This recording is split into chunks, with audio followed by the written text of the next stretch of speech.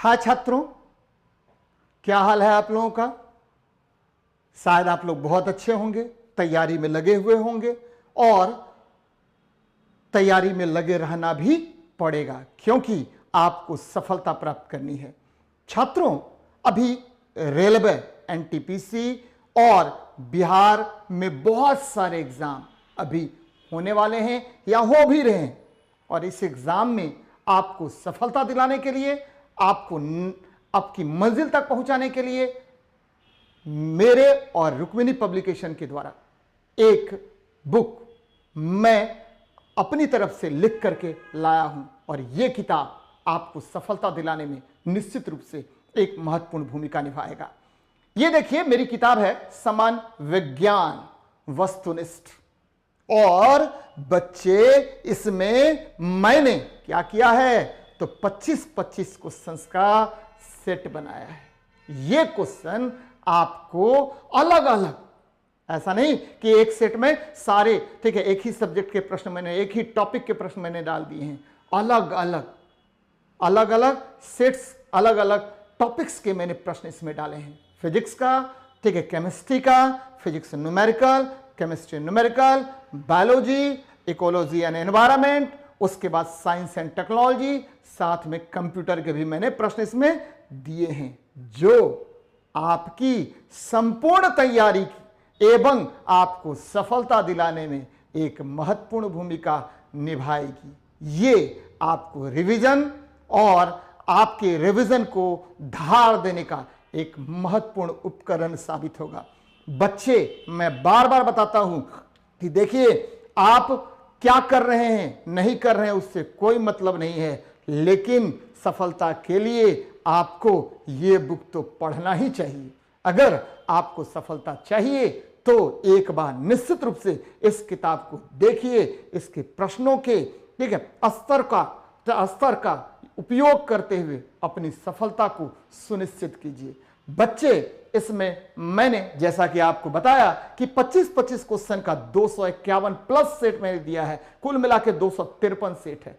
साथ ही इस बुक में मैंने पीरियोडिक टेबल और, ठीक है, पीरियोडिक टेबल से रिलेटेड प्रश्नों को लगभग 260 प्रश्न मैंने इसमें डाले हैं, जो अलग अलग प्रीवियस एग्जाम में पूछे गए हैं, चाहे वो रेलवे का एग्जाम हो या ग्रुप डी का एग्जाम हो, रेलवे जेई का एग्जाम हो या अन्य स्टेट पीसीएस का एग्जाम हो। वहां से मैंने चुन चुन करके उन प्रश्नों को यहां पर संजोने का काम किया है। साथ ही मैंने इसमें पीरियोडिक टेबल का थ्योरी दिया है, जो आपको सफलता दिलाने में एक महत्वपूर्ण कारक साबित होगा।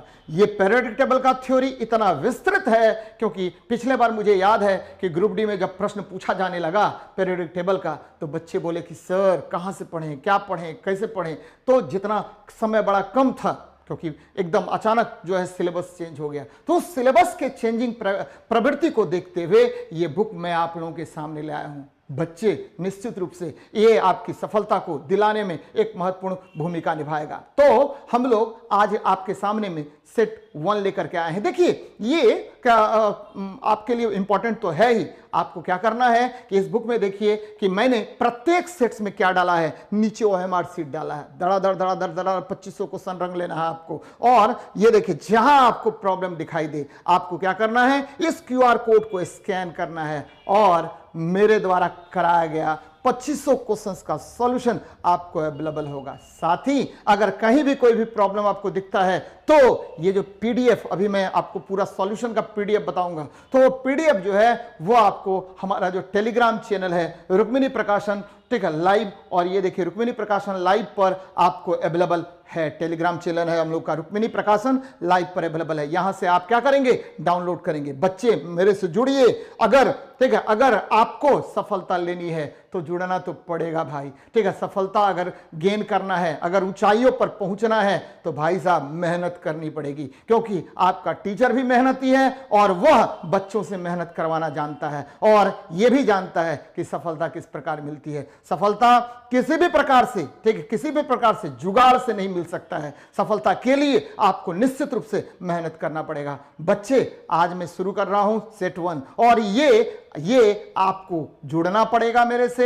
जुड़िए, क्योंकि ठीक है, एक बार इस टीचर का भी ठीक है महत्व समझिए कि ये टीचर क्या कर रहा है, ये टीचर क्या करना चाह रहा है और ये आपकी सफलता को दिलाने में क्या भूमिका निभा रहा है, ये जरा देखिएगा। चलिए हम लोग बात कर लेते हैं। ठीक है, सेट 1 के पहले प्रश्न से मैं स्टार्ट कर रहा हूं आपको। सेट नंबर 1 का पहला प्रश्न देखते हैं क्या है आपको। बड़ा अच्छा प्रश्न है भाई। क्या है कि लकड़ी के ठीक है, लकड़ी का गुटका, ध्यान दीजिएगा जरा, लकड़ी का गुटका क्या हो रहा है, लकड़ी का गुटका पानी ठीक है, पानी घनत्व 10³ kg/m³ के ऊपर अपने आयतन के 30% तैरता है, तो लकड़ी का घनत्व kg/m³ में क्या होगा। आसान प्रश्न है, बहुत आसान प्रश्न है। क्या कह रहे हैं कि यहां देखिए लकड़ी का घनत्व, तो यहां देखिए लकड़ी का घनत्व बटे जल का घनत्व, यहां देखिए जल का घनत्व बराबर, ये देखिए क्या होगा, जल का घनत्व बराबर हो जाएगा क्या भाई जी, तो ये हो जाएगा ठीक है, पानी के अंदर या जल के अंदर ठीक है लकड़ी का भाग, जल के अंदर लकड़ी का भाग, ध्यान दीजिएगा लकड़ी का भाग, याद रखिएगा। देखिए कितना आसान मैंने सवाल को बना दिया। ठीक है, लकड़ी का घनत्व बटा जल का घनत्व बराबर पानी के अंदर ठीक है लकड़ी का भाग, जितना पानी के अंदर होगा। तो यहां देखिए पानी के ऊपर है 30%, तो पानी के अंदर कितना होगा भाई 10, ठीक है, पानी के अंदर हो जाएगा 70%, क्योंकि हम क्या करेंगे 100 में से ठीक है 30 घटा देंगे। ध्यान दीजिएगा लकड़ी का घनत्व, ध्यान देना है यहां पर। ठीक है, लकड़ी का घनत्व क्या हो जाएगा, तो मान लेते हैं रो वुड ठीक है बटे जल का घनत्व रो ठीक है वाटर यानी H2O, यहां देख लीजिए बराबर क्या हो जाएगा। तो पानी के अंदर लकड़ी का भाग कितना है भाई, तो पानी के अंदर लकड़ी का भाग 100 - 30% कर लीजिए। ठीक है, अब देखिए क्या हो जाएगा, रो वाटर, रो वुड निकालना है, ये वुड है लकड़ी है, तो रो वुड बराबर क्या होगा भाई, तो रो वुड बराबर हो जाएगा भाई जी क्या होगा, तो 70%, 70/100 गुना रो वाटर यानी 10³ हो जाएगा। अब देखिए कट जाएगा यानी 0.7 गुना 10³ kg/m³, 0.7 गुना 10³ kg/m³। कितना आसान है सवाल बनाना भाई, एकदम आसान है भाई जी। ये आपको सफलता दिलाएगा। मैं बार बार बताता हूं कि जब भी लकड़ी की बात कीजिएगा तो लकड़ी क्या होता है, लकड़ी सेकेंडरी जाइलम होता है, लकड़ी क्या होगा द्वितीयक जाइलम होता है। और यहां देखिए पानी क्या होता है भाई जी, पानी मतलब H2O, पानी का घनत्व कितना डिग्री सेल्सियस पर महत्तम, 4 डिग्री सेल्सियस पर महत्तम होता है और इसे सर्वात्रिक विलायक कहा जाता है। अब जरा यहां देखिए आयतन, कोई वस्तु जितना स्थान घेरेगा उसे उस वस्तु का आयतन कहेंगे। जरा यहां देखिए घनत्व, द्रव्यमान बटा आयतन के अनुपात को घनत्व कहा जाता है और इसका मात्रक होता है kg/m³। और बहुत सारी बातें और भी मैंने बताई है जो मैं स्लाइड के जरिए आपको बताऊंगा। जरा देखिए मेरी बात को, ध्यान दीजिएगा जरा। ठीक है, क्या है ये देखिए क्वेश्चन को मैंने बनाया, कैसे बनाया, चुटकियों में मैंने क्वेश्चन को बना दिया। कैसे बनाया जरा देखिए इसको, लकड़ी के गुटका का घनत्व बटा जल का घनत्व बराबर लकड़ी के गुटके के जल में डूबे हुए भाग का आयतन। तो भैया x मान लेते हैं लकड़ी के, ठीक है, लकड़ी का कितना भाग डूबा हुआ है, तो लकड़ी का घनत्व मान लेते हैं x, और ठीक है आपको जल का घनत्व पहले ही दिया हुआ 10³ kg/m³ बराबर लकड़ी के गुटके के जल में डूबे हुए भाग का आयतन प्रतिशत, और इसके आधार पर निकाल लिया लकड़ी का घनत्व कितना 0.7 गुना 10³ kg/m³। और देखिए मैंने आपेक्षिक घनत्व भी बताया है। तो आपेक्षिक घनत्व क्या होता है, तो किसी वस्तु का घनत्व यानी वस्तु का घनत्व बटे जल का घनत्व, कितना डिग्री सेल्सियस पर, तो 4 डिग्री सेल्सियस पर। जल का घनत्व का आयतन क्या होता है, तो ये होता है आपको क्या होगा भाई, तो ये होगा आपको रिलेटिव डेंसिटी यानी आपेक्षिक घनत्व। और आपेक्षिक घनत्व को मापने के लिए जिस यंत्र का प्रयोग करते हैं उस यंत्र को हाइग्रोमीटर कहा जाता है। क्या कहेंगे, हाइग्रोमीटर कहेंगे, नहीं भैया, रिलेटिव डेंसिटी मेजर करना है तो हाइग्रोमीटर अगर होता है तो ये आपेक्षिक आर्द्रता मापता है। क्या मापेगा, आपेक्षिक आर्द्रता। और रिलेटिव डेंसिटी मापने के लिए हाइड्रोमीटर यंत्र का प्रयोग करते हैं। किस मीटर का, हाइड्रोमीटर। इसीलिए मैंने दोनों लिख दिया है, हाइग्रोमीटर यंत्र आपेक्षिक आर्द्रता मापता है जबकि हाइड्रोमीटर यंत्र आपेक्षिक घनत्व मापेगा। तो रिलेटिव डेंसिटी को मापने के लिए किस यंत्र का प्रयोग करेंगे, हाइड्रोमीटर का, और आपेक्षिक आर्द्रता को मापने के लिए किस यंत्र का प्रयोग करेंगे? तो हाइग्रोमीटर का करेंगे। बच्चे यहां देखिए, घनत्व क्या होता है? तो द्रव्यमान और आयतन का अनुपात होता है। घनत्व क्या होगा? मास अपॉन वॉल्यूम होगा, यानी केजी पर मीटर क्यूब या ग्राम पर सेंटीमीटर क्यूब होता है। तो बच्चे याद रखिएगा, यह क्वेश्चन बार बार पूछा गया है, एकदम इंपॉर्टेंट है। 1 ग्राम पर सेंटीमीटर क्यूब बराबर कितना? तो 10³ केजी पर मीटर क्यूब होता है, यानी 1 ग्राम पर सेंटीमीटर क्यूब बराबर कितना? तो 10³ केजी पर मीटर क्यूब होता है। तो ये बार बार आपसे पूछेगा। तो ठीक भैया, सफलता लेनी है तो जुड़ना पड़ेगा। चलिए आगे बढ़ते हैं, नेक्स्ट क्वेश्चन को देखते हैं क्या कह रहा है भाई साहब, क्या कहेगा। नेक्स्ट क्वेश्चन देखिए, चलिए देखते हैं क्या है। प्रदूषित पानी के जैविक उपचार। ध्यान दीजिएगा, कौन सा पानी? प्रदूषित पानी, यानी पानी खराब हो गया। पानी क्या हो गया? खराब हो गया, पी नहीं सकते हैं भाई, तो जैविक उपचार करना पड़ेगा। और जब भी जैविक उपचार की बात करेंगे, ध्यान दीजिएगा, जैविक उपचार की बात करेंगे तो बायो रेमेडिएशन होता है। क्या होता है? बायो रेमेडिएशन होता है। और जैसे ही पानी खराब होगा तो पानी के बॉड का मान बढ़ जाता है, और जैसे ही पानी का उपचार का उद्देश्य क्या है? बॉड को कम करना। एकदम ध्यान में रखिएगा, पानी, प्रदूषित पानी के जैविक उपचार का उद्देश्य बॉड को कम करना है। अब ये दिमाग में आपको आ रहा होगा कि सर ये बॉड क्या? तो बायोकेमिकल ऑक्सीजन डिमांड। ये बॉड क्या होता है? तो बायोकेमिकल ऑक्सीजन डिमांड होता है। एकदम ध्यान में रखिएगा, बायोकेमिकल ऑक्सीजन डिमांड होगा। अब देखिए, थोड़ी सी बात समझ लीजिए, क्या है समझना। तो भाई साहब, जब पानी प्रदूषित होगा, तो जब पानी प्रदूषित होगा तो क्या होगा? तो पानी में, ठीक है, आपको जैविक पदार्थों की वृद्धि हो जाएगी। और जैसे ही पानी में पोषक पदार्थों या जैविक पदार्थों की वृद्धि होगी तो क्या होगा? पोषक पदार्थ बढ़ गया तो धड़ाधड़ उसमें क्या होगा? आपको जलीय जीवों की संख्या में तीव्र गति से वृद्धि हो जाएगी। और जैसे ही जलीय जीव की संख्या में वृद्धि हुई, बॉड का मान बढ़ जाएगा। यानी ठीक है, जल के प्रदूषण के कारण जब जलीय जीवों की संख्या में वृद्धि हो जाती है तो ठीक है, उस जलीय जीवों को ऑक्सीजन बाहर से बहुत ज्यादा चाहिए। तो यानी बायोकेमिकल ऑक्सीजन डिमांड क्या हो गया?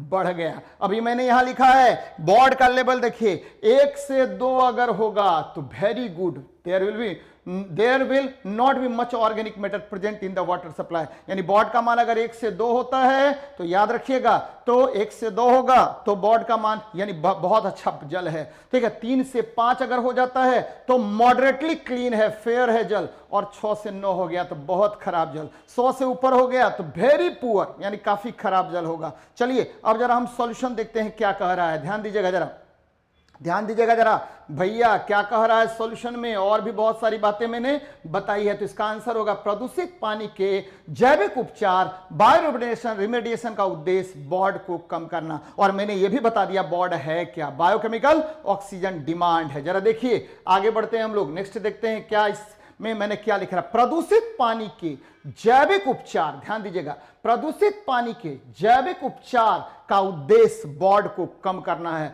बॉड का पूरा अर्थ बायोकेमिकल ऑक्सीजन डिमांड होता है। ठीक है, और याद रखिएगा जैविक रासायनिक ऑक्सीजन मांग होगा। यानी बॉड का पूरा नाम क्या?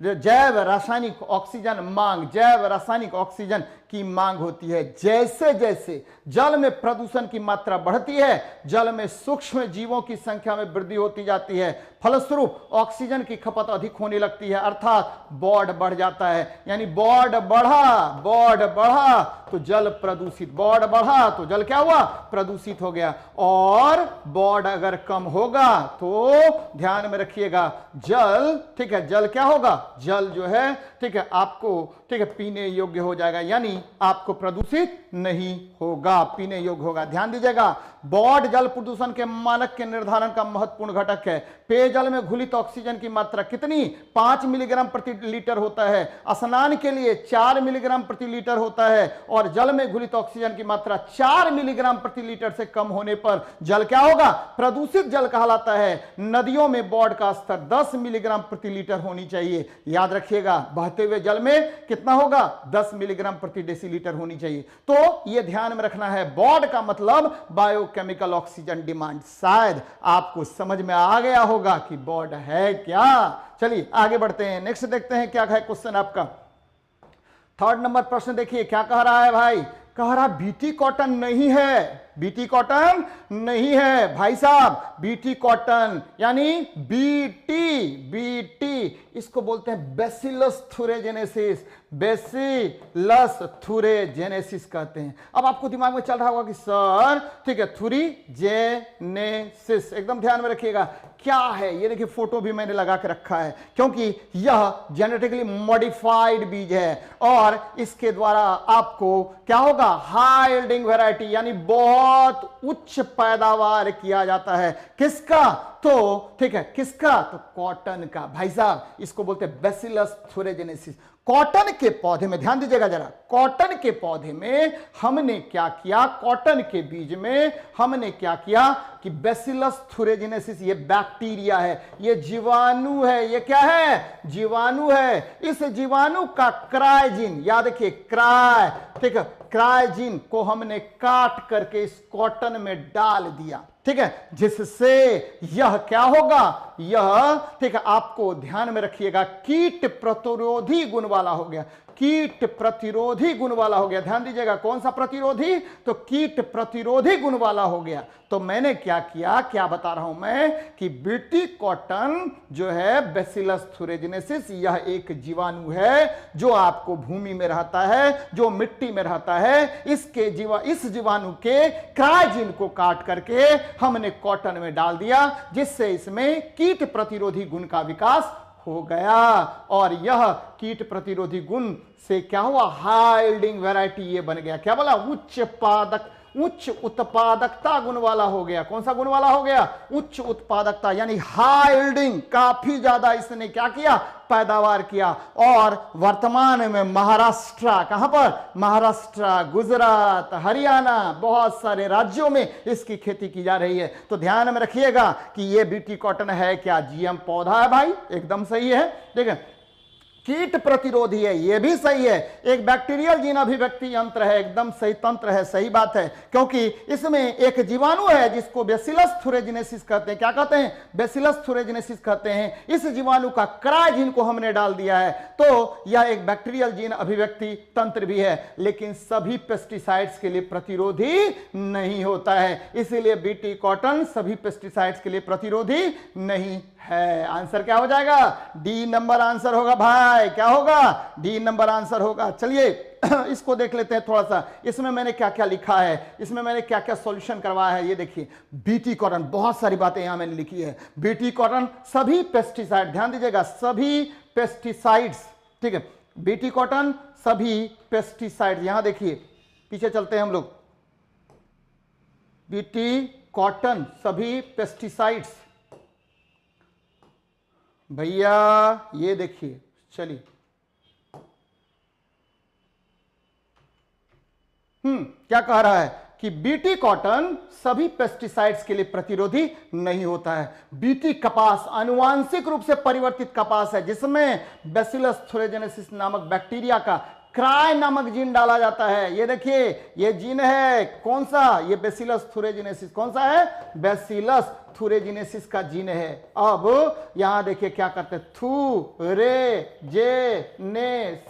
ये देखिए ये जीन है, ठीक है। ये क्या है, बैसिलस थुरेजेनेसिस है, ये बैक्टीरिया है, जीवाणु है, तो ये उसका जीन है जी। इससे हमने यहां से क्राई जीन को काट लिया। ध्यान दीजिएगा क्यों मैंने ये फिगर बनाया है, क्राई जीन को काट लिया, क्योंकि ये तो पहले भी बता चुका हूं, लेकिन ठीक है जीन को काटने के लिए जिस सीजर का प्रयोग करते हैं उसको बोलते हैं रेस्ट्रिक्टेड इंडोन्यूक्लियेज। याद रखिएगा, जीन को काटने के लिए जिस सीजर का प्रयोग करेंगे उसको रेस्ट्रिक्टेड इंडोन्यूक्लियेज कहा जाता है। क्या कहते हैं, रेस्ट्रिक्टेड इंडोन्यूक्लियेज। इसको काट लिए और ये मान लीजिए कपास का बीज है, इसमें इसको ठीक है ये जो क्राई जीन था इसको हमने क्या कर दिया, इसमें डाल दिया।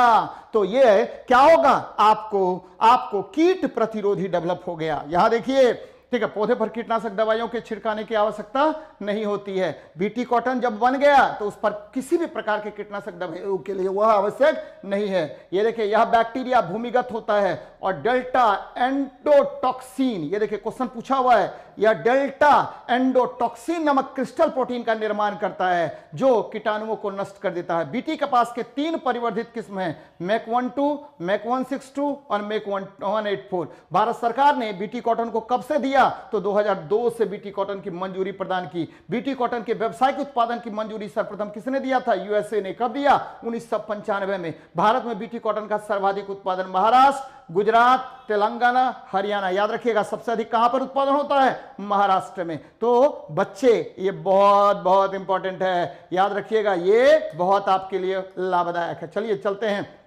नेक्स्ट क्वेश्चन पर। क्या कह रहा है भाई साहब, देखिए बहुत अच्छा प्रश्न है।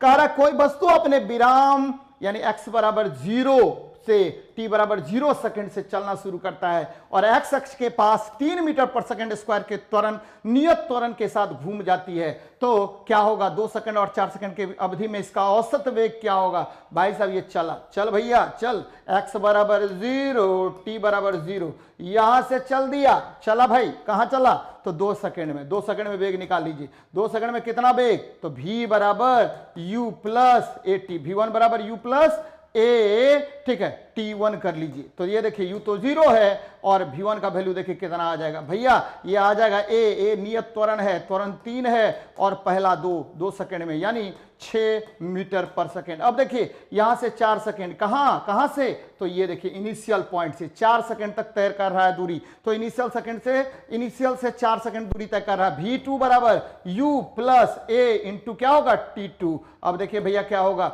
ये 0 प्लस ए का तो वैल्यू 3 ही है और t2 का वैल्यू कितना है भाई? तो t2 का वैल्यू है 4 सेकेंड, तो 4 तिया कितना? 12 मीटर पर सेकेंड हो गया। अब आपको क्या करना है? तो ये देखिए हमको औसत निकालने के बोल रहा है, क्वेश्चन में क्या कह रहा है? औसत वेग निकालना है। तो औसत वेग v एवरेज बराबर क्या हुआ? v1 plus v2, v1 plus v2 बटा क्या करेंगे? 2 करेंगे। तो 12 v1 प्लस v2 बटा क्या कर लेंगे? 2 कर लेंगे। v1 प्लस v2 बटा क्या कर लेंगे? 2 कर लेंगे। तो v1 है 6 और v2 है 12 बटा क्या कर लीजिए? 2 कर लीजिए। बराबर क्या हुआ? 18 बटे 2 बराबर क्या हो गया? 9 मीटर पर सेकेंड। 9 मीटर पर सेकेंड हो गया। तो आंसर क्या हो जाएगा? डी नंबर होगा। क्या करना है? कुछ भी नहीं करना है भैया, थोड़ा सा ध्यान दीजिए मेरे ऊपर।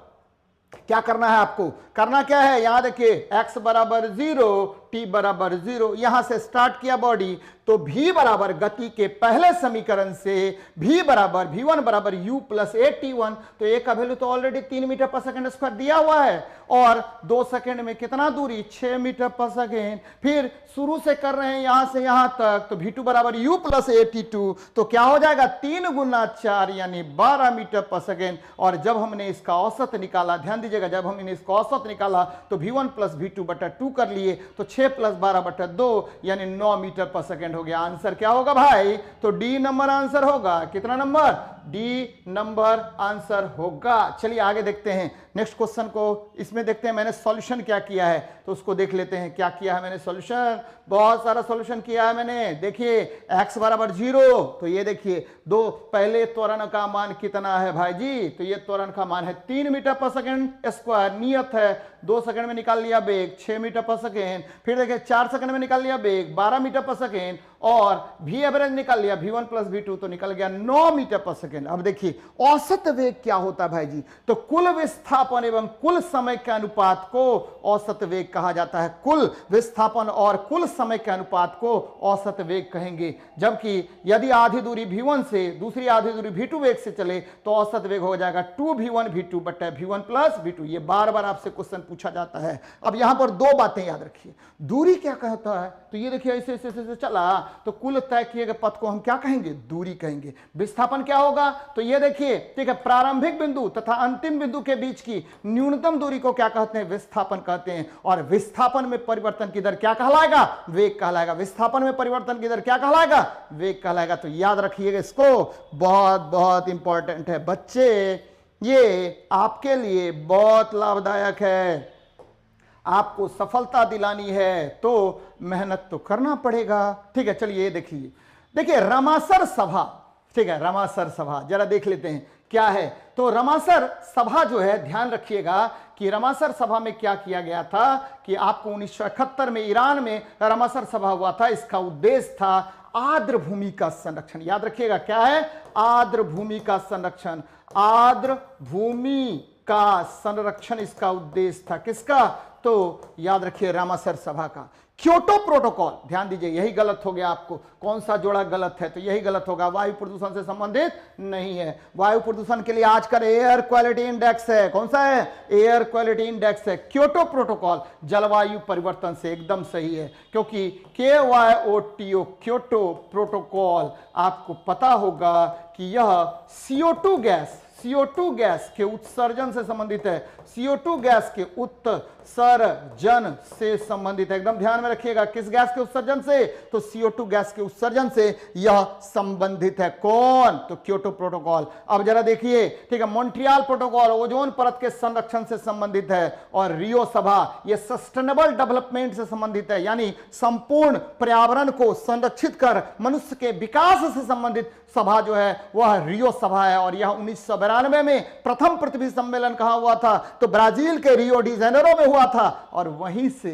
सस्टेनेबल डेवलपमेंट का कंसेप्ट आया। बच्चे क्या आया? सस्टेनेबल डेवलपमेंट का कंसेप्ट आया। जरा देख लीजिए, हम लोग चलते हैं, जरा देखते हैं क्या क्या बातें हो रही है। तो ये देखिए, रामासर सभा गलत सुमेलित है। कौन सा गलत सुमेलित है? रामासर सभा। यहां देख लीजिए भैया, रामासर सम्मेलन नम भूमि, नम मतलब आर्द्र भूमि, मैंने पहले ही बता दिया। रामासर सम्मेलन कौन सा? आर्द्र भूमि के संरक्षण से संबंधित है। विश्व स्तरीय प्रयास है भविष्य के लिए झीलों एवं नम भूमि के संरक्षण इस सम्मेलन का मुख्य उद्देश्य है। क्योंकि मनुष्य इतना क्या हो गया है? उतावला हो गया है कि वह सब कुछ का उपयोग करना शुरू कर दिया है, जिससे झील आपको संरक्षित नहीं है, झील प्रदूषित हो रही है, जिससे नम भूमि आर्द्र भूमि प्रदूषित हो रही है। तो उसके संरक्षण के लिए, ठीक है, रामासर सम्मेलन, रामासर, ठीक है, रामसर सम्मेलन आपको के लिए पहला अंतरराष्ट्रीय प्रयास 1971 में हुआ। यह सम्मेलन, ठीक है, ईरान में हुआ था। 21 दिसंबर 1975 को पहला सम्मेलन हुआ था। याद रखिएगा, वर्तमान में 171 देश इसमें है। भारत इसको कब किया? 1982 में। तो क्या याद क्या रखना है यहां पर?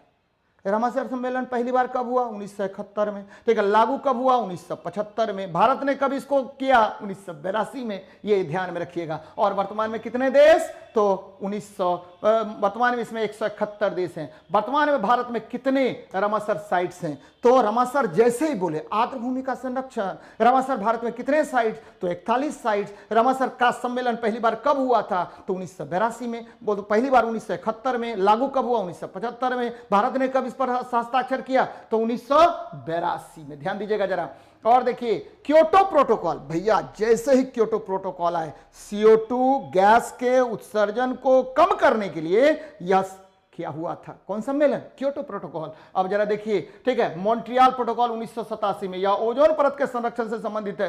रियो सभा, ये देखिए बहुत इंपॉर्टेंट है। प्रथम शिखर सम्मेलन, प्रथम पृथ्वी शिखर सम्मेलन, ध्यान में रखिएगा, 1992 में ब्राजील के रियो डी जेनेरो में हुआ। वहीं पर धारणीय या सतत विकास तथा जीवन की उच्च गुणवत्ता की प्राप्ति के लिए पृथ्वी को संरक्षित, सुरक्षित और विश्वव्यापी साझेदारी की भावना को स्थापित करने के लिए यह सम्मेलन हुआ था। कोई दिक्कत है?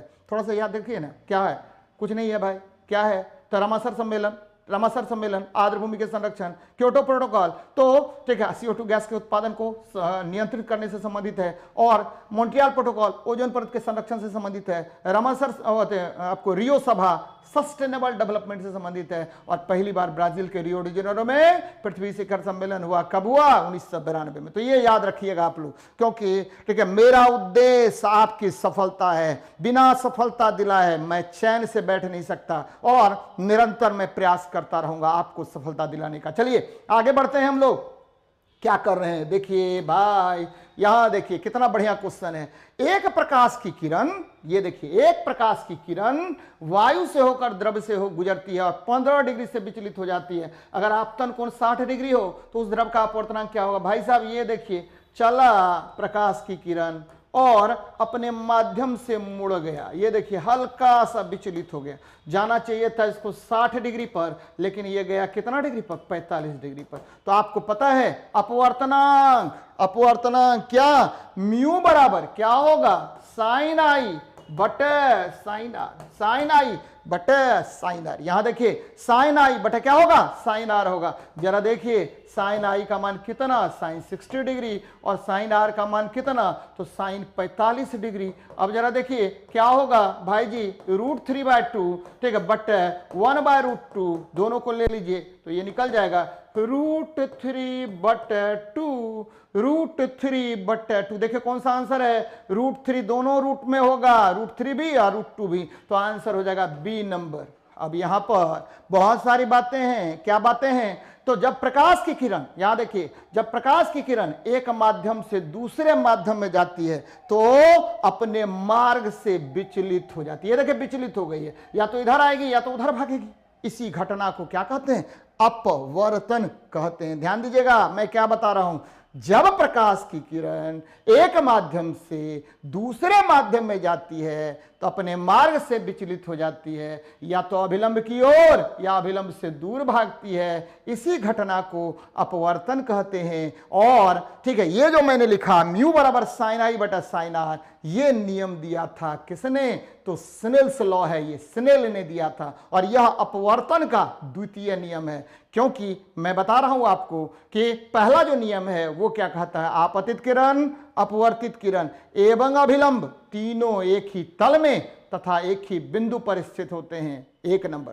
दूसरा नंबर, ठीक है, आपतन कोण का साइन और अपवर्तन कोण के साइन का अनुपात नियत होता है, इसे ही अपवर्तनांक कहते हैं भाई जी, इसे ही क्या कहते हैं, अपवर्तनांक कहते हैं। तो ये बातें क्लियर हो गई, आंसर हो गया बी नंबर। चलिए आगे बढ़ते हैं, नेक्स्ट देखते हैं क्या कह रहा है आपको, क्या कह रहा है, तो द्रव का अपवर्तन √3/2। अब देखिए वायु बटा द्रव्य, तो ये एंगल कितना हो गया, तो एंगल आई बराबर 60 डिग्री और आर बराबर क्या होगा, 60 में से 15 को घटा दीजिए 45 डिग्री, क्योंकि 15 डिग्री से विचलित हुआ था। वायु से द्रव में जाने पर 15 डिग्री का विचलन होता है, इसीलिए हो गया। और अपवर्तनांक म्यू बराबर साइन ए बटा साइन आर, और इसको मैंने डील कर लिया √3/2। अपवर्तनांक क्या होता है, तो निर्वात में प्रकाश का वेग एवं माध्यम में प्रकाश के वेग के अनुपात को हम अपवर्तनांक कहते हैं। और याद रखिएगा, ठीक है, म्यू बराबर सी बटा भी होगा। यह वास्तविक गहराई और आभासी गहराई का भी क्या होता है, अनुपात होता है। यानी अपवर्तनांक क्या होगा, वास्तविक गहराई और आभासी गहराई का भी अनुपात होता है। तो बहुत सारी बातें यहां से सीखा हमने, अपवर्तन क्या है, ठीक है, अपवर्तन के नियम क्या हैं और किस प्रकार अपवर्तनांक निकालते हैं। अपवर्तनांक होता क्या है, तो निर्वात में प्रकाश का वेग बटा माध्यम में प्रकाश का वेग, वास्तविक गहराई बटा आभासी गहराई को भी हम अपवर्तनांक कहते हैं। बच्चे ये समझ में आ गया होगा। चलिए आगे बढ़ते हैं, नेक्स्ट क्वेश्चन को देखते हैं क्या कह रहा है आपको। देखिए भाई, प्राथमिक रंग, अरे बाबा रे बाबा, प्राथमिक रंग है भैया, क्या है, प्राथमिक रंग, प्राइमरी कलर। कौन कलर, प्राइमरी कलर।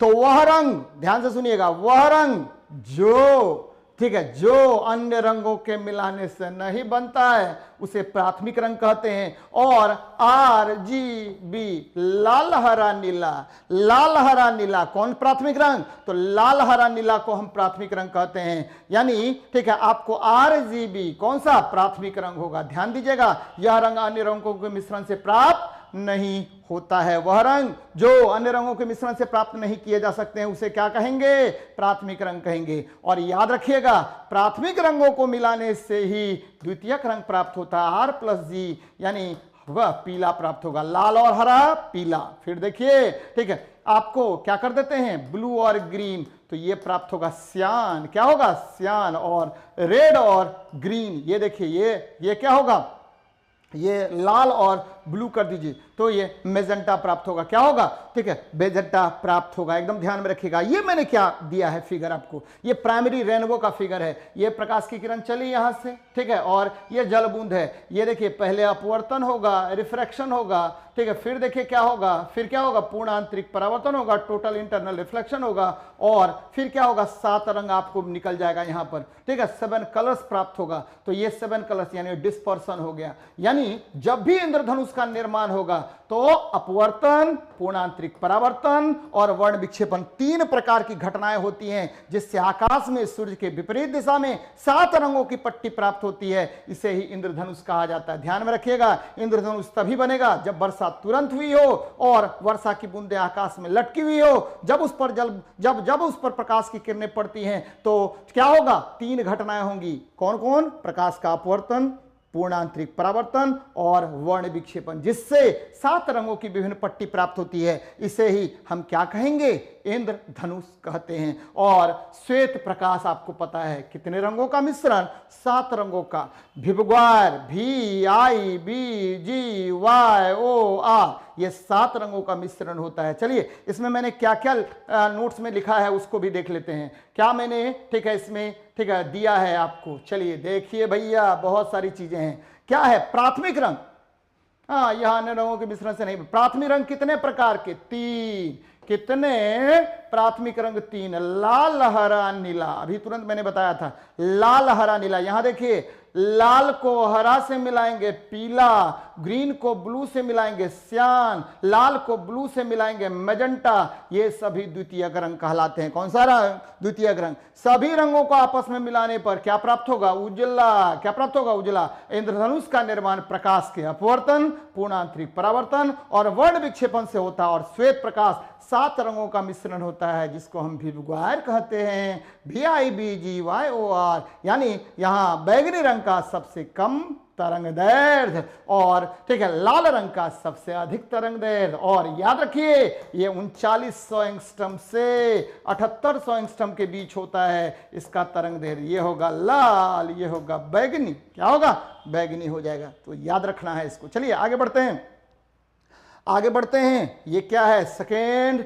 ठीक है क्वेश्चन देखते हैं। क्या है भैया? डिजिटल माध्यमों को निम्न में से क्या कहा जाता है? तो डिजिटल माध्यम जब भी बात कीजिएगा तो ईमेल आप आजकल खूब यूज करते हैं, ईमेल। फिर देखिए, फिर क्या होगा? ठीक है गूगल। ये सब क्या हुआ? डिजिटल माध्यम है। ठीक है, आपको ईमेल हो गया, आप लोग जीमेल पर बनाते हैं, याहू मेल पर बनाते हैं, हॉटमेल पर बनाते हैं। हॉटमेल का निर्माण किया था सबीर भाटिया ने, भारत के सबीर भाटिया ने। और डिजिटल माध्यमों को हम लोग क्या बोलेंगे? तृतीय माध्यम कहा जाएगा। याद रखिएगा, कौन सा माध्यम? तृतीय माध्यम कहा जाएगा। एकदम ध्यान में रखिएगा, कौन सा माध्यम? थर्ड मीडियम कहा जाएगा। और जितने भी डिजिटल माध्यम होते हैं सब आपको ठीक है बाइनरी संख्या पर आधारित होता है। कौन सा संख्या? बाइनरी नंबर पर यह बेस्ड होता है। एकदम याद रखना है। क्या? बाइनरी नंबर पर। बाइनरी नंबर 0 और 1। 0 का मतलब क्या हुआ?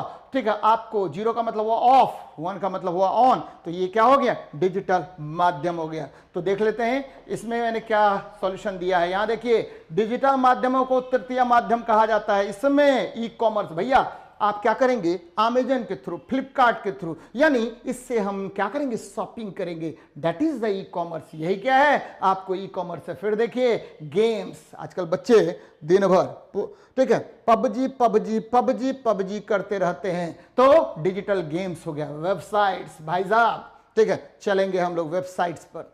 rrb.nic.in। क्या हुआ? www.rrbajmer.nic.in। ठीक है www.bpssc.nic.in।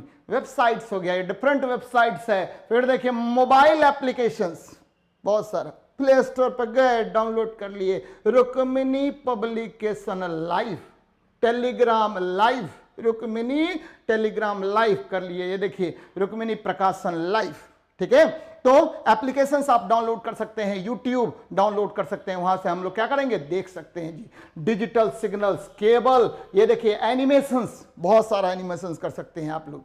अब देखिए 0-1 को बाइनरी संख्या कहा जाता है। और ठीक है डिजिटल सिग्नल्स में, डिजिटल सिग्नल्स किसका योग होता है? तो बाइनरी संख्या के योग से ही डिजिटल सिग्नल्स बनाए जाते हैं। तो भाई साहब ये बहुत बहुत इंपॉर्टेंट है। चलिए आगे बढ़ते हैं, नेक्स्ट देखते हैं क्या हमारा है।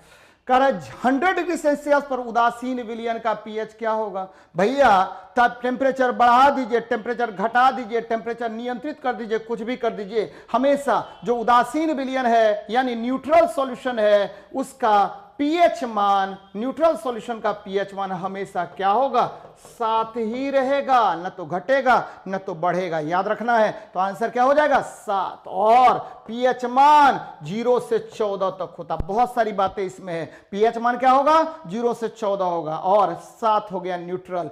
0 से 7, यहां देखिए 7 से जब 0 के तरफ जाएंगे तो एसिडिटी का मान क्या होगा, बढ़ेगा, और जब 7 से 14 के तरफ जाएंगे तो बेसिसिटी का मान बढ़ेगा। तो याद रखिए, न्यूट्रल सॉल्यूशन जो भी होगा उसका पीएच मान हमेशा क्या होगा, 7 होगा। चलिए देख लेते हैं क्या मैंने और क्या है एक्सप्लेनेशन इसका। 100 डिग्री सेल्सियस पर उदासीन विलयन का पीएच 7 होता है। और यहां देखिए कि बहुत इंपॉर्टेंट चीज है, बार बार आपसे क्वेश्चन पूछेगा, पीएच ये क्या है भाई, ये है power of hydrogen ion concentration या potential of hydrogen ion concentration होता है। और पीएच क्या होता है, negative logarithm of H plus ion concentration होता है, negative logarithm of H plus ion concentration होता है। यहां देखिए क्या बोलेंगे इसको, तो किसी विलयन के, ठीक है, ऋणात्मक, यहां देखिए ये क्या है, ऋणात्मक लघुगुणकीय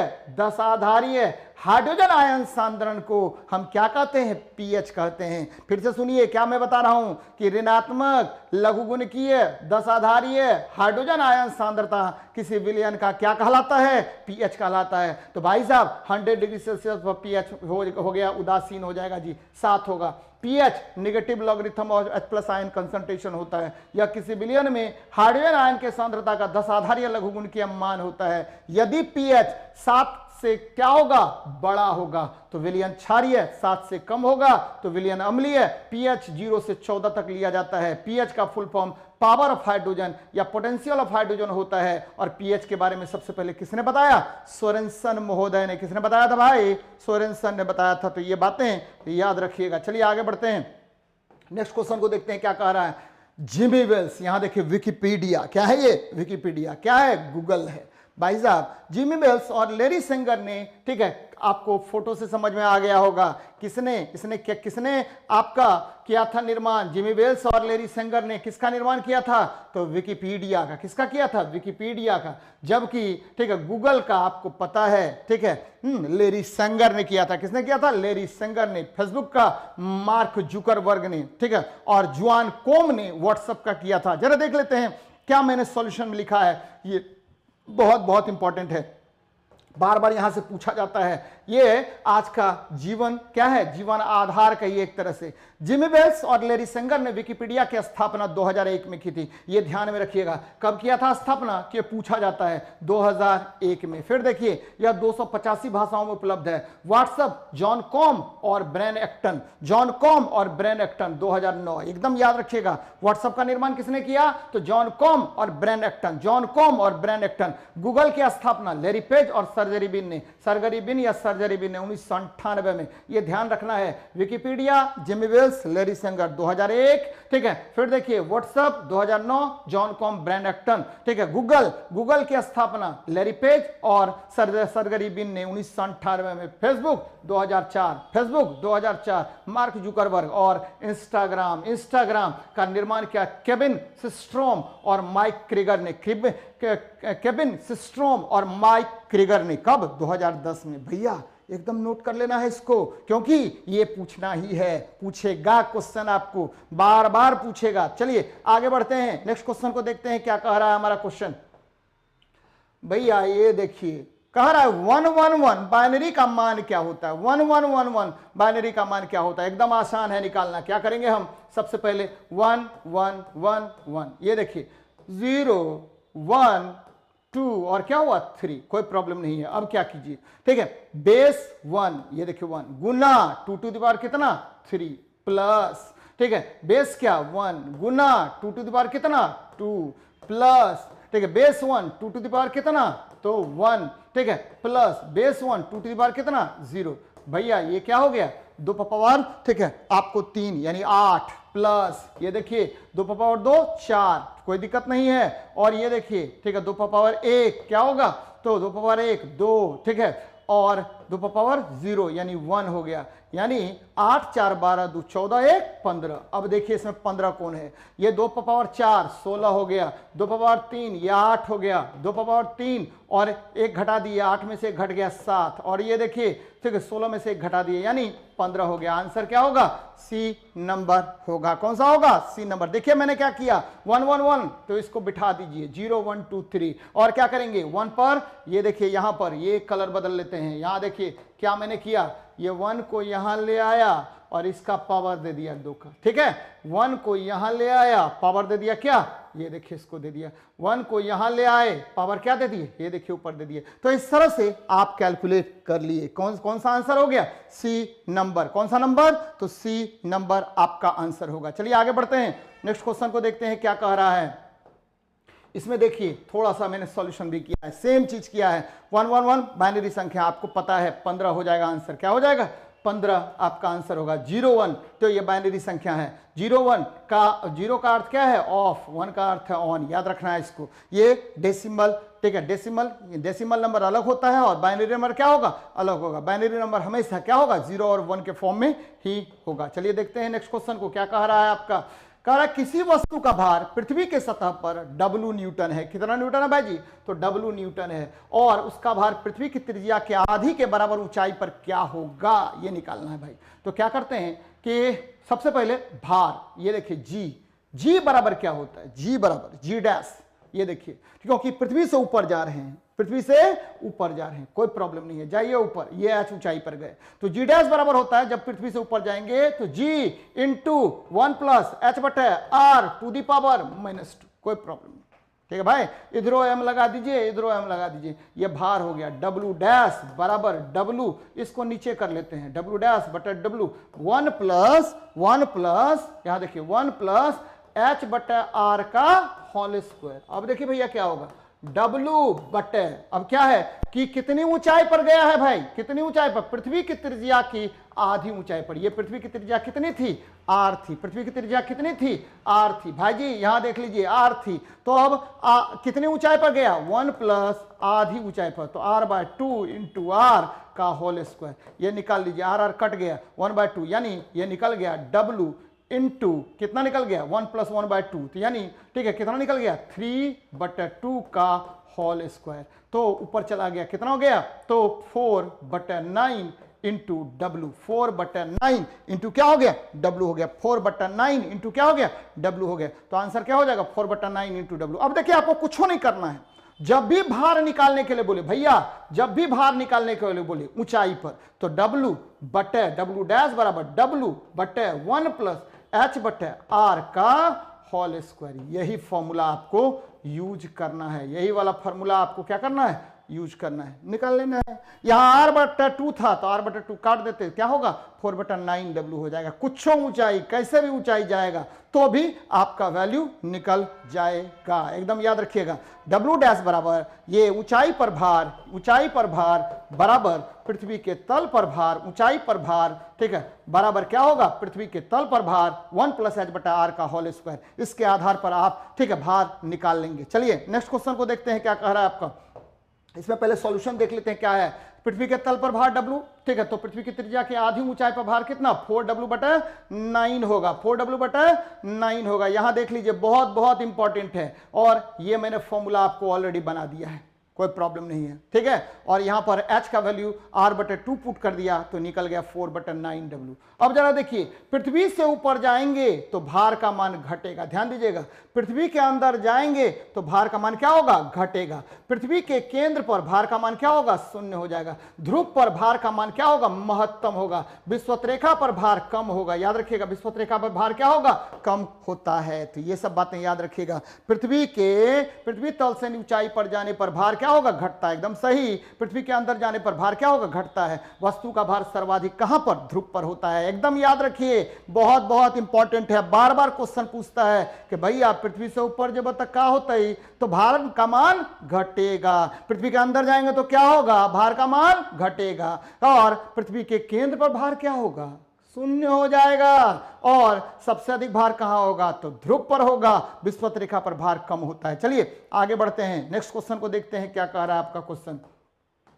देखिए भैया 13 नंबर, ध्रुवक ग्लास धूप के चश्मों में प्रयुक्त किया जाता है, क्योंकि देखिए ये क्या होगा कि ध्रुवक ग्लास इसीलिए प्रयुक्त किया जाता है क्योंकि ध्रुवक ग्लास जो है ना पोलराइज्ड ग्लास होता है। जनरली क्या होता है कि हम लोग क्या करते हैं कि दो ग्लास के का प्लेट लेते हैं और ठीक है, और दो ग्लास का कांच का टुकड़ा लेंगे और बीच में हम ठीक है क्या रख देंगे, सेलुलोज, ठीक है, सेलुलोज की एक परत बनाते हैं, उसके बीच में रख देते हैं, जिससे क्या होगा, ये बन जाएगा पोलराइज्ड ग्लास। और ये पोलराइजेशन को क्या करता है, कम करता है, यानी चकाचौंध नहीं होने देगा। ध्रुवन के कारण वे प्रकाश यानी पोलराइजेशन नहीं होने देगा और ध्रुवन के कारण वह चकाचौंध को क्या करेगा, रोक लेगा। इसीलिए धूप चश्मों का उपयोग किया जाता है। ध्यान में रखिए कि धूप चश्मों में हम लोग सिल्वर क्लोराइड के लेप का भी प्रयोग करते हैं, AgCl के लेप का भी प्रयोग करते हैं। फिर से मैं रिपीट कर रहा हूं कि क्या होता है, आपको दो कांच का टुकड़ा लेते हैं और उसके बीच में हम सेलुलोज और ठीक है सेलुलोज का एक परत डाल देते हैं और उसको चिपका देते हैं, जिससे आपको बन गया क्या, पोलराइड कांच। यह पोलराइड कांच पोलराइजेशन को, चकाचौंध को रोकने का कार्य करता है, जिससे आपकी आंख में प्रकाश सीधे प्रवेश नहीं कर पाता है और आप क्या होता है, आप अच्छे से देख पाते हैं। याद रखिएगा कि इस धूप चश्मों में हम लोग इस सिल्वर क्लोराइड का भी प्रयोग करते हैं। चलिए आगे बढ़ते हैं, ठीक है, इसमें देख लेते हैं थोड़ा सा और विस्तार से कि ध्रुवक ग्लास धूप के चश्मों में प्रयुक्त किया जाता है। ध्रुवक ग्लास धूप के चश्मों में प्रयुक्त किया जाता है क्योंकि ध्रुवन के कारण वे प्रकाश की तीव्रता ठीक है चकाचौंध ठीक है चकाचौंध कर देता है, इसीलिए ध्रुवक ग्लास को हम यूज करते हैं। पोलराइज्ड लेंस पोलराइज्ड झिल्ली से बने होते हैं जो दो कांच के परतों के बीच डालकर बनाए जाते हैं। यह पॉलीकार्बोनेट से भी बनाया जाता है। किससे बनाया जाता है, पॉलीकार्बोनेट से भी यह बनाया जाता है। चलिए आगे बढ़ते हैं, नेक्स्ट क्वेश्चन को देखते हैं क्या कह रहा है। बहुत अच्छा प्रश्न। जब एक समान, ध्यान दीजिएगा, जब एक समान आवेशित गोले के भीतर प्रवेश करते हैं तो विद्युत विभव क्या होगा, ये देखिए, ठीक है, ये क्या होगा कि समान, यह आवेश इसको दे दिए, जब आवेश दे दिए, मान लीजिए यहां विभव भी हो गया, तो कितना भी अंदर में जाइए गोले में क्या होगा, विभव हर जगह एक समान होगा, विभव हर जगह एक समान होगा, विभव हर स्थान पर एक समान होगा। ध्यान में रखिएगा, विभव हर स्थान पर एक समान होता है। कैसा होगा, एक समान होता है। एकदम याद रखना है आपको कि उतना ही रहता है जितना क्या होगा, सतह पर होता है। लेकिन यदि आप इसको आवेश क्यू देते और कहते कि केंद्र पर विद्युत क्षेत्र निकालिए या अंदर विद्युत क्षेत्र निकालिए, तो अंदर विद्युत क्षेत्र का मान क्या हो जाता, शून्य हो जाता। तो विद्युत क्षेत्र शून्य हो जाएगा, लेकिन विभव हमेशा, याद रखिएगा, विभव हमेशा क्या होगा, एक समान रहेगा, उतना ही होगा जितना सतह पर होगा। तो भाई साहब इसका आंसर होगा उतना ही रहता है जितना सतह पर होगा। अब यहां पर एक चीज आता है क्या, विद्युत विभव किसको कहते हैं, तो एक कूलम्ब आवेश को एक बिंदु से दूसरे बिंदु तक ले जाने में किए गए कार्य को हम लोग विद्युत विभवांतर कहते हैं। लेकिन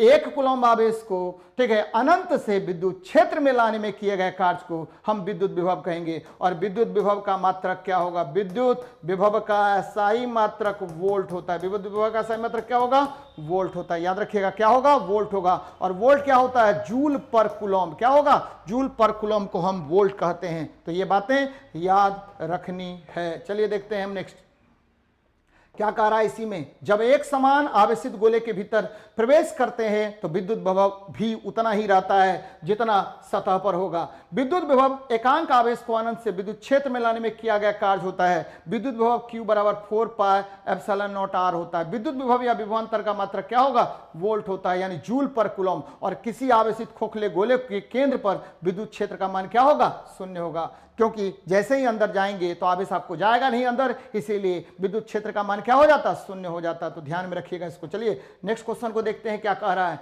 एंजाइम क्रिया करता है, ये देखिए एंजाइम इसको बायो कैटलिस्ट कहते हैं। एंजाइम को क्या बोलेंगे, बायो कैटलिस्ट कहते हैं। ध्यान में रखिएगा, एंजाइम को बोला जाता है, क्या बोलेंगे, एंजाइम ENZYME, एंजाइम को बोलते हैं बायो कैटलिस्ट। भैया जैव उत्प्रेरक कैटलिस्ट कहा जाता है और यह संक्रियन ऊर्जा यानी एक्टिवेशन एनर्जी को घटा देता है। तब जाकर के, ठीक है, आपको रिएक्शन करेगा। एक्टिवेशन एनर्जी को, ENERGY, एनर्जी को क्या करेगा, डाउन कर देगा, घटा देगा, तभी जाकर के यह अभिक्रिया करता है। तो याद रखिए एंजाइम, ठीक है, कब क्रिया करेगा, तो एंजाइम कब क्रिया करेगा, जब, ठीक है, यह संक्रियण ऊर्जा को घटा देगा तभी यह काम करेगा, यानी एक्टिवेशन एनर्जी को घटा देता है और यह जैव उत्प्रेरक की भांति कार्य करता है। तो एकदम याद रखना है आपको, जैव उत्प्रेरक की भांति। पीएच के बारे में मैंने पहले ही बता दिया है, एकदम याद रखिएगा। चलिए देख लेते हैं हम लोग क्या कह रहा हूं मैं। यहां पर देखिए क्या कह रहे हैं, एंजाइम संक्रियण ऊर्जा घटाकर कार्य करता है। एंजाइम जैव उत्प्रेरक है, सभी एंजाइम प्रोटीन के बने होते हैं, एकदम याद रखिएगा। All enzymes are made from protein, किससे बना होगा, प्रोटीन से। पॉलीपेप्टाइड होता है ये सारे। एंजाइम की अभिक्रिया को प्रभावित करने वाले कारक, पहला नंबर पीएच प्रभावित करेगा, ठीक है, तापमान प्रभावित करेगा, सांद्रण प्रभावित करेगा, सबस्ट्रेट प्रभावित करेगा। जिस पर एंजाइम क्रिया करता है उसको हम सबस्ट्रेट कहते हैं। क्या कहते हैं, सबस्ट्रेट कहते हैं। कुछ प्रमुख enzyme amylase, pepsin, trypsin, pancreatic juice और, ठीक है, डीऑक्सीराइबोन्यूक्लिएज, ये सब क्या है, डिफरेंट फॉर्म्स ऑफ एंजाइम है जो आपके डाइजेशन को प्रभावित करता है। तो याद रखिए इसको कि एंजाइम संक्रियण ऊर्जा या एक्टिवेशन एनर्जी घटाकर कार्य करता है। चलिए आगे बढ़ते हैं, नेक्स्ट क्वेश्चन को देखते हैं क्या कह रहा है आपका, बहुत इंपॉर्टेंट क्वेश्चन। प्रोकैरियोट्स, तो ऐसा सेल जिसमें, देख लीजिए, ठीक है, फिगर भी आपको है यहां पर, ऐसा सेल जिसमें क्या होगा, आदिम जमाने का यह सेल है, प्रारंभिक सेल है, जिसमें आपको क्या होगा कि पूर्ण विकसित सेल, आपको क्या होगा, न्यूक्लियस नहीं होगा, न्यूक्लियोइड ऐसे ही फैला होगा। ऐसे ही सेल्स को हम लोग क्या बोलते हैं भाई, प्रोकैरियोट्स सेल्स कहते हैं। क्या कहेंगे, प्रोकैरियोट्स कहते हैं। ध्यान में रखिएगा, क्या कहेंगे, प्रोकैरियोट्स कहते हैं, याद रखिएगा। इसमें माइटोकॉन्ड्रिया नहीं होगा, क्या नहीं होगा, माइटोकॉन्ड्रिया नहीं होगा, प्लाज्मा झिल्ली होगा, डीएनए होगा और आरएनए होगा, और 70s आरएनए होता है। कितना एस आरएनए, 70s आरएनए होगा। लेकिन आपको क्या नहीं होगा, माइटोकॉन्ड्रिया नहीं होगा। याद रखिएगा कि सेल दो प्रकार के, यदि पूर्णतः विकसित न्यूक्लियस होगा तो ऐसे सेल को यूकैरियोट्स बोलते हैं। अगर आपको यूकैरियोटिक सेल्स बोलेंगे, अगर पूर्णतः विकसित आपका सेल, ठीक है, नहीं होता है तो उसको प्रोकैरियोटिक सेल बोलते हैं। सेल कितने प्रकार के, दो प्रकार के, प्रोकैरियोटिक्स और यूकैरियोटिक्स होता है। ध्यान में रखिएगा कि जितने भी सेल ऑर्गेनेल्स होते हैं सभी यूकैरियोटिक्स में पाए जाते हैं, लेकिन पूर्णतः, ठीक है, विकसित सेल ऑर्गेनेल्स प्रोकैरियोट्स में नहीं पाए जाते हैं, और ये बहुत बहुत इंपॉर्टेंट है, ध्यान में रखना है आपको। अब देखिए कि माइटोकॉन्ड्रिया, याद रखिए कि माइटोकॉन्ड्रिया जो होता है सेल्स में पाए जाते हैं, और ये क्या करता है, तो ये ग्लूकोज के ऑक्सीकरण के लिए आवश्यक है। किसके ऑक्सीकरण के लिए, ग्लूकोज के ऑक्सीकरण के लिए, और यह एटीपी ऊर्जा उत्पन्न करता है। एटीपी को एडिनोसिन ट्राइफॉस्फेट कहते हैं, और इसे एनर्जी करेंसी भी कहा जाता है। तो याद रखिएगा ग्लूकोज का पूर्णतः ऑक्सीकरण वायवीय श्वसन में कहां पर होता है, तो ठीक है, माइटोकॉन्ड्रिया के मैट्रिक्स में होगा। कहां होगा, मैट्रिक्स में होता है। तो ध्यान में रखना है आपको। चलिए देख लेते हैं हम लोग क्या क्या क्या इसमें मैंने लिखा है, यहां देख लीजिए क्या है भाई। तो ये देख लीजिए कि प्रोकैरियोट्स में माइटोकॉन्ड्रिया का अभाव होता है। ये प्रारंभिक कोशिकाएं हैं, इसमें, ठीक है, विकसित केंद्रक होता है। ये इनमें समसूत्री कोशिका विभाजन नहीं होता है, इसमें झिल्ली युक्त कोशिकांक अनुपस्थित होते हैं। और डीएनए, ये क्या होगा, डीऑक्सीराइबोन्यूक्लिक एसिड होता है। यह एक जनरेशन से दूसरे जनरेशन तक क्या ले जाएगा, इंफॉर्मेशन को ले जाएगा, और इसे आनुवंशिक वाहक भी कहते हैं। ये क्या होता है, जिन को एक जनरेशन से दूसरे जनरेशन ले जाता है। डीएनए मतलब डीऑक्सीराइबोन्यूक्लिक एसिड, और आरएनए क्या होता है, राइबोन्यूक्लिक एसिड, और यह प्रोटीन के संश्लेषण के लिए सहायक होता है। प्रोटीन का संश्लेषण कौन करेगा, तो आरएनए करेगा। डीएनए क्या करेगा, तो यह जीन का वाहक होता है, यानी एक जनरेशन से दूसरे जनरेशन तक इंफॉर्मेशंस को ले जाने का कार्य कौन करेगा, तो याद रखिएगा जीन करता है। क्या करेगा, जीन करता है। चलिए देखते हैं हम लोग, नेक्स्ट देखते हैं क्या हमारा है क्वेश्चन। दुर्लभ गैसें सामान्यतः रासायनिक रूप से, ठीक है, अक्रिय होते हैं क्योंकि, ठीक है, अक्रिय होते हैं क्योंकि वो मोनोएटॉमिक होते हैं। निश्चित रूप से, ठीक है, आपको जो आपका अक्रिय गैस है वो मोनोएटॉमिक होता है, उनकी आयनन क्षमता कम होती है, ठीक है, ये गड़बड़ है, उनकी इलेक्ट्रॉनिक विन्यास स्थिर होती है। यही आपको आंसर होगा आपका, दुर्लभ गैस। ये देखिए, ठीक है, आपको ये दुर्लभ गैस है, ये आवर्त सारणी के 18वें वर्ग में, या आवर्त सारणी के सबसे दाएं, या आवर्त सारणी के, ध्यान दीजिएगा, सबसे दाएं या ध्यान में रखिएगा ये 8A वर्ग में, किस वर्ग में, 8A वर्ग में पाया जाता है। हीलियम, नियन, आर्गन, क्रिप्टन, जेनन और रेडॉन, ये क्या है, अक्रिय गैस है। ध्यान में रखिएगा कि ये जो अक्रिय गैस है इसे दुर्लभ गैसेस भी कहा जाता है, क्योंकि नोबल गैसेस है, क्योंकि ध्यान में रखिए बहुत कम मात्रा में ये पाया जाता है। आपको सबसे अधिक आपके वायुमंडल में कौन सा गैस पाया जाता है, आर्गन, लेकिन रेडॉन सबसे भारी अक्रिय गैस होता है। और ये देखिए, ठीक है, आपको कोई भी आवर्त है, कोई भी आवर्त स्टार्ट हो रहा है, यहां से यहां स्टार्ट हो रहा है, तो क्या होगा, शुरू होगा क्षार धातु से। कौन सा शुरू होगा, क्षार धातु से। कोई भी आवर्त शुरू होगा क्षार धातु से और अंत कहां होगा, अक्रिय गैस पर अंत होगा। कहां अंत होगा, अक्रिय गैस पर। आधुनिक आवर्त सारणी में 18 वर्ग हैं। कितने वर्ग, 18 वर्ग हैं। पहला वर्ग क्षार धातु, दूसरा वर्ग, ध्यान दीजिएगा, दूसरा वर्ग क्षारीय मृदा धातु, और 3 से लेकर के 13 तक संक्रमण धातु। और ये देखिए यहां ये क्या हो गया, आपको 13वां वर्ग है, बोरोन, बोरोन वर्ग है, बोरोन वर्ग है, और ये कार्बन वर्ग है, ये नाइट्रोजन वर्ग है, और ये ऑक्सीजन वर्ग है, ये फ्लोरीन है, फ्लोरीन को हेलोजन वर्ग कहते हैं। और नीचे में लेंथेनाइट्स, एक्टिनाइट्स है, लेंथेनाइट्स है, और ये क्या है, एक्टिनाइट्स है। तो ये सभी इंपॉर्टेंट तत्व हैं। याद रखिएगा कि कोई भी आवर्त सारणी में आवर्त जो स्टार्ट होगा वह कहां से कहां, तो वो स्टार्ट होगा क्षार धातु से लेकर के अक्रिय गैस तक। अब इस क्वेश्चन पे थोड़ा सा आते हैं। इनका इलेक्ट्रॉनिक विन्यास स्थिर होता है, क्योंकि इसके अंतिम कक्षा में या तो 2 इलेक्ट्रॉन अगर हीलियम है, नहीं तो 8 इलेक्ट्रॉन पाए जाते हैं। यानी यह किसी भी प्रकार से आपको क्या नहीं करेगा, तो रिएक्शन नहीं कर सकता है, यानी स्थिर, ठीक है, इसका क्या होगा, स्थिर इसका इलेक्ट्रॉनिक विन्यास होता है। तो ये बातें याद रखिएगा। चलिए नेक्स्ट क्वेश्चन देखते हैं क्या कह रहा है आपको, ठीक है। नेक्स्ट देखिए, दुर्लभ, इसमें देख लेते हैं थोड़ा सा। दुर्लभ गैसें सामान्यतः रासायनिक रूप से अक्रिय होते हैं। अक्रिय गैस के अंतिम कक्षा में क्या होगा, 2 या 8 इलेक्ट्रॉन होते हैं। हीलियम, नियन, आर्गन, क्रिप्टन, जेनन और रेडन अक्रिय गैस हैं। ये आवर्त सारणी के 18वें वर्ग में पाए जाते हैं। किसी भी आवर्त सारणी के 18वें वर्ग में यह पाया जाएगा जी। किसी भी आवर्त सारणी के आवर्त का अंतिम तत्व क्या होगा, अक्रिय गैस होगा। अक्रिय गैस की खोज रैम्जे, रेले और लोकेयर ने किया था। रैम्जे, रेले और किसने किया, लोकेयर ने किया। तो ध्यान में रखिएगा इसको। चलिए देखते हैं हम लोग नेक्स्ट देखते हैं क्या कह रहा है आपको।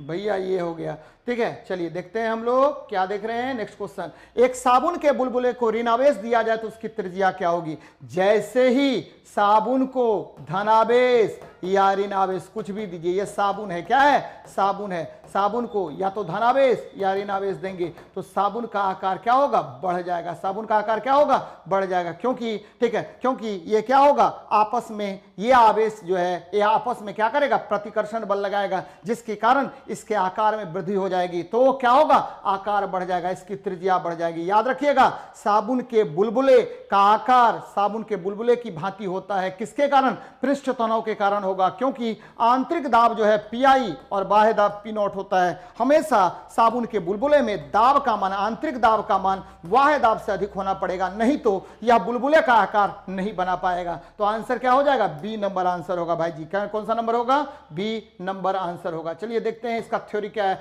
मतलब क्या एक्सप्लेनेशन मैंने किया है। एक साबुन के बुलबुले को ऋणावेश दिया जाए तो उसकी त्रिज्या बढ़ेगी, कोई प्रॉब्लम नहीं है। अब देखिए यहां पर मैंने क्या किया, किसी साबुन के बुलबुले को धनात्मक या ऋणात्मक आवेश देने पर समीपवर्ती परतों के बीच प्रतिकर्षण बल कार्य करता है, जिससे बूंद के आकार में वृद्धि होती है। समान आवेशों के बीच प्रतिकर्षण, जबकि विपरीत आवेशों के बीच आकर्षण बल कार्य करता है। और यह बताया था किसने, तो बेंजामिन फ्रैंकलिन ने। किसने बताया, बेंजामिन फ्रैंकलिन नामक वैज्ञानिक ने बताया था। और यहां मैंने फिगर भी बनाया है जो आपको स्पष्ट होगा। आवेश के प्रवाह की दर को हम विद्युत धारा कहते हैं, और विद्युत धारा का मात्रक क्या होगा, एम्पियर कूलम्ब पर सेकेंड, और आवेश का मात्रक क्या होता है, तो कूलम्ब होता है। तो याद रखिएगा इसको। चलिए नेक्स्ट देखते हैं हम लोग क्या क्वेश्चन है। प्राकृतिक वृद्धि नियंत्रक ग्रोथ कंट्रोल हार्मोन कौन है भैया, ये ऑक्सीन है। ये क्या हुआ, इंडोल एसिटिक एसिड। ये देखिए इंडोल एसिटिक एसिड, इसको हम लोग क्या बोलते हैं, तो कृत्रिम ऑक्सीन कहते हैं। याद रखिएगा, कृत्रिम ऑक्सीन कहेंगे। और ये प्राकृतिक रूप से वृद्धि नियंत्रक हार्मोन है। जबकि 2,4-D जो है वो क्या है, ये खरपतवार नाशी है। कौन सा है, खरपतवार नाशी है। याद रखिएगा, खरपतवार क्या होता है, नाशी होता है 2,4-D। चलिए विडिसाइड बोलते हैं इसको, क्या बोलेंगे, विडिसाइड बोलेंगे। ध्यान दीजिएगा जरा हम लोग क्या कह रहे हैं। देखिए बहुत सारी बातें मैंने इसमें बताई है।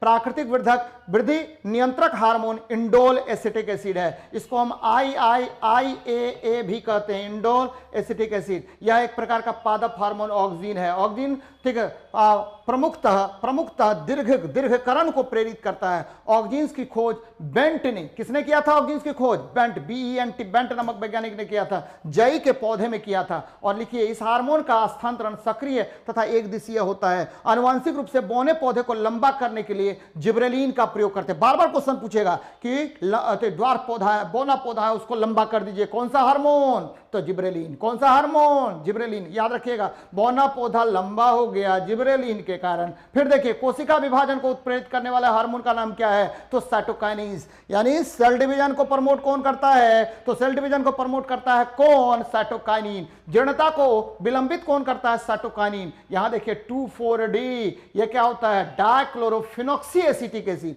2,4-D को क्या बोलेंगे? तो डाइक्लोरोफिनॉक्सी एसिटिक एसिड बोलेंगे। और ध्यान में रखिएगा यह खरपतवारनाशी है। NNA क्या होता है? NAA क्या होता है? यह नेप्थलीन एसिटिक एसिड होता है। यह कार्बनिक यौगिक है, ये रोडेंटिसाइड्स होता है, यानी आपको चूहे वगैरह को मारने में यह प्रमुख रूप से कार्य जाएगा। और मेलिक हाइड्राजाइड एक सिंथेटिक यौगिक है जो पौधों की वृद्धि को उत्तेजित करता है। याद रखिएगा, मेलिक हाइड्राजाइड क्या करेगा? तो पौधे को उत्तेजित करने का कार्य करता है। चलिए आगे बढ़ते हैं, नेक्स्ट क्वेश्चन को देखते हैं क्या कह रहा है। निम्न में से किस यौगिक में सबसे अधिक परमाणु है? भैया चलते हैं देख लेते हैं क्या क्या परमाणु है।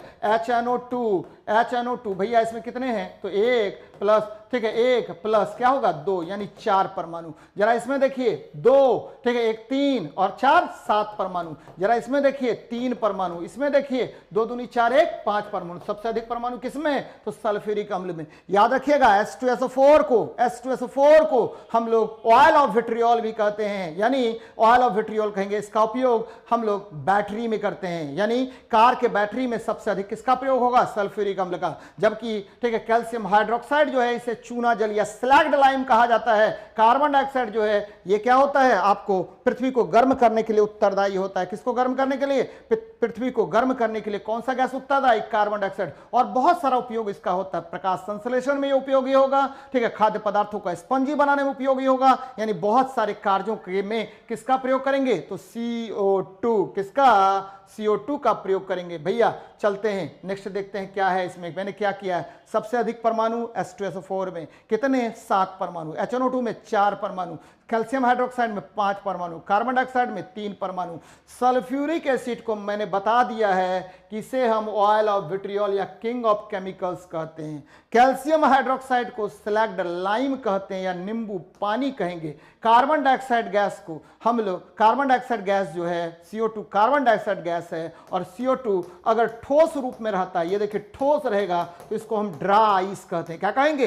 ड्रा आइस कहते हैं। और हमारे वायुमंडल में इसका प्रतिशत 0.03% है, और इसका उपयोग प्रकाश संश्लेषण में, खाद्य पदार्थों का स्पंजी बनाने में, कार्बोनेटेड ड्रिंक्स में किया जाता है। बहुत बहुत इंपॉर्टेंट है बच्चे, आपकी सेवा में मैं समर्पित हूं और आपकी भलाई के लिए हम लोग क्या कर रहे हैं? मेहनत कर रहे हैं, और इतने ठीक है बेहतर तरीके से आपका डिस्कशन करा रहे हैं। तो ये निश्चित रूप से आप इसका लाभ उठाइए और आपको के सफलता में 4 चांद ये निश्चित रूप से लगाएगा। चलिए मिलते हैं, चलिए देखते हैं, ठीक है, आगे क्वेश्चन कौन सा नंबर क्वेश्चन है ये देख लीजिए भैया, ये देख लीजिए। मनुष्य ने किस वर्ष पहली बार चांद पर कदम रखा था?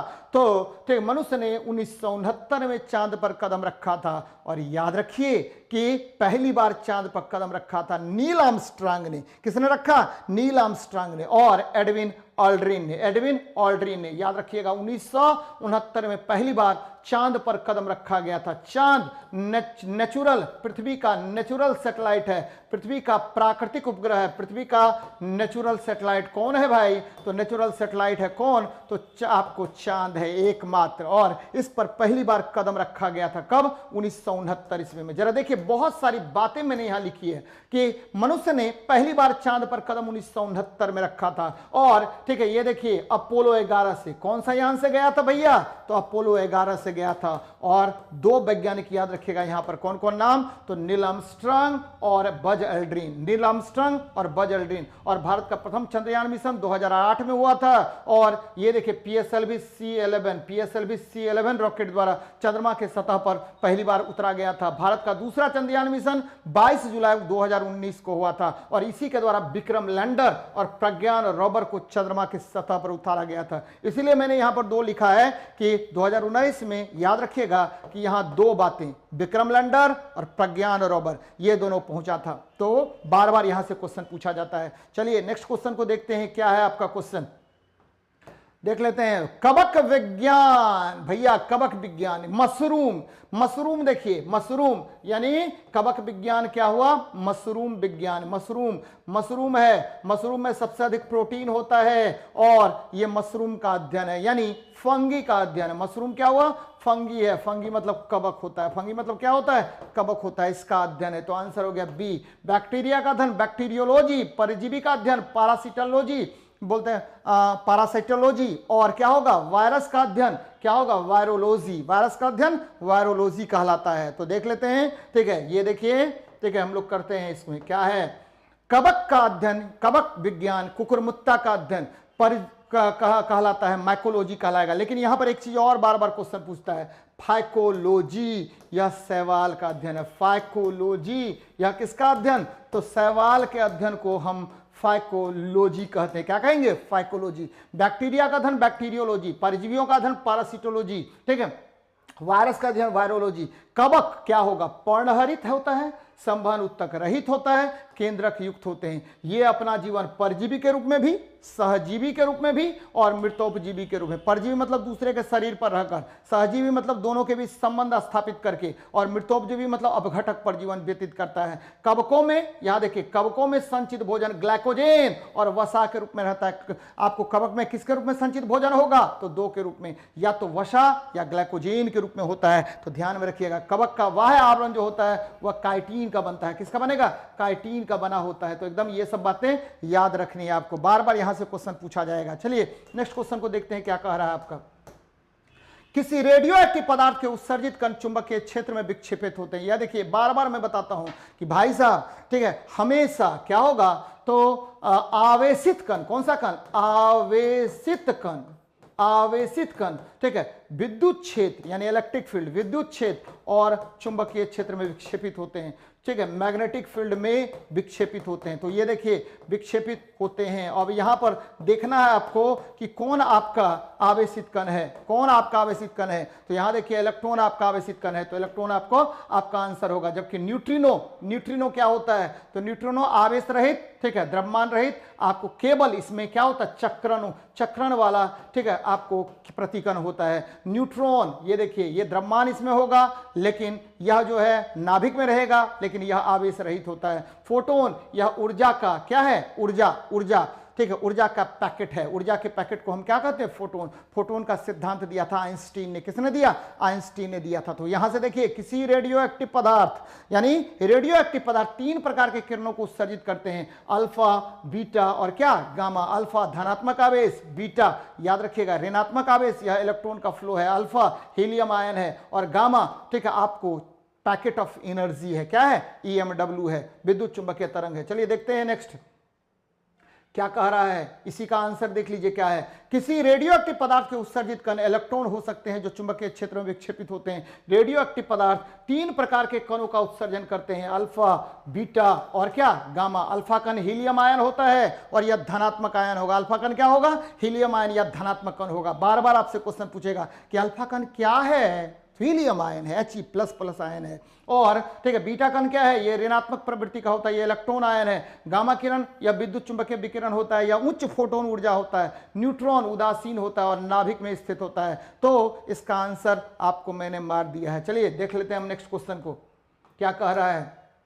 खसरा के आक्रमण को रोकने के लिए टीका लगाया जाता है। टीका लगाने जाने का विचार किसने दिया था, तो टीकाकरण का जनक एडवर्ड जेनर को कहा जाता है। लेकिन खसरा यानी मिजल्स के, ठीक है, टीका के लिए आपको एक वैज्ञानिक थे, नाम था का जॉन एफ एंडर्स ने। याद रखिए, जॉन ऑफ एंडर्स ने, इन्होंने खसरा के टीका लगाने का विचार प्रस्तुत किया था। यहां देखिए, एडवर्ड जेनर, यानी एडवर्ड जेनर को, ठीक है, आपको टीकाकरण का जनक कहा जाता है। टीकाकरण का जनक कहते हैं। याद रखिएगा, टीकाकरण का क्या करेंगे, जनक कहते हैं। जंगल बुक नामक किताब की रचना किसने की, रुडयार्ड किपलिंग ने। और अलेक्जेंडर फ्लेमिंग ने सबसे पहले एंटीबायोटिक का, कवक से एंटीबायोटिक का निर्माण किया था। और एंटीबायोटिक जीवाणु के विरुद्ध एक महत्वपूर्ण क्या है, हथियार है। याद रखिएगा, यह एक औषधि है जो जीवाणु पर कार्य करता है। चलिए देख लेते हैं इस पर मैंने क्या क्या लिखा है, जरा देखिए। ठीक है, नोट्स में क्या है, खसरा को रोकने के लिए टीका लगाने का विचार 1963 में जॉन एंडर्स ने, याद रखिएगा, जॉन एंडर्स ने दिया था, जॉन एफ एंडर्स ने दिया था। खसरा विषाणु जनित रोग है। ठीक है, इसमें शरीर के ऊपर छोटे छोटे पानी युक्त दाने आ जाते हैं जिसे कोपिक्स स्पोक, ठीक है, कोप्लिक्स स्पॉट्स कहा जाता है। देखिएगा कि ये व्यक्ति है, इस पर छोटे छोटे दाने आ जाएंगे और याद रखिए पानी युक्त होता है जिसे कोप्लिक्स स्पॉट्स कहा जाता है। एडवर्ड जेनर ने टीकाकरण की खोज की थी। किसने टीकाकरण की खोज की थी, एडवर्ड जेनर ने। अलेक्जेंडर फ्लेमिंग ने प्रथम एंटीबायोटिक का निर्माण किया था, एकदम ध्यान में रखिएगा, और यह कवक से बनाया गया था। जबकि जंगल बुक का निर्माण किसने किया था, तो ठीक है, रुडयार्ड किपलिंग ने। तो बार बार क्वेश्चन पूछा जाएगा बाबू कि जंगल बुक किसके द्वारा लिखा गया है, तो याद रखिएगा बार बार आपको क्वेश्चन पूछा जाएगा। Rudyard Kipling. कवक से क्या बनाया गया था, तो पेनिसिलिन का निर्माण किया किसने, अलेक्जेंडर फ्लेमिंग ने। लेकिन वर्तमान में आपको अधिक से अधिक आपका एंटीबायोटिक का निर्माण बैक्टीरिया से किया जाता है। किससे किया जाएगा, बैक्टीरिया से किया जाता है। चलिए याद रखिएगा, खसरा, याद रखना है कि खसरा जो है क्या है, विषाणु जनित रोग है, यानी यह जो है आपको वायरस के कारण होता है। तो ये बातें याद रखनी है आपको। चलिए देखते हैं हम लोग नेक्स्ट क्वेश्चन को, क्या कह रहा है। ओपोमिक्सिस का अर्थ क्या होता है, भाई जी बहुत अच्छा क्वेश्चन है।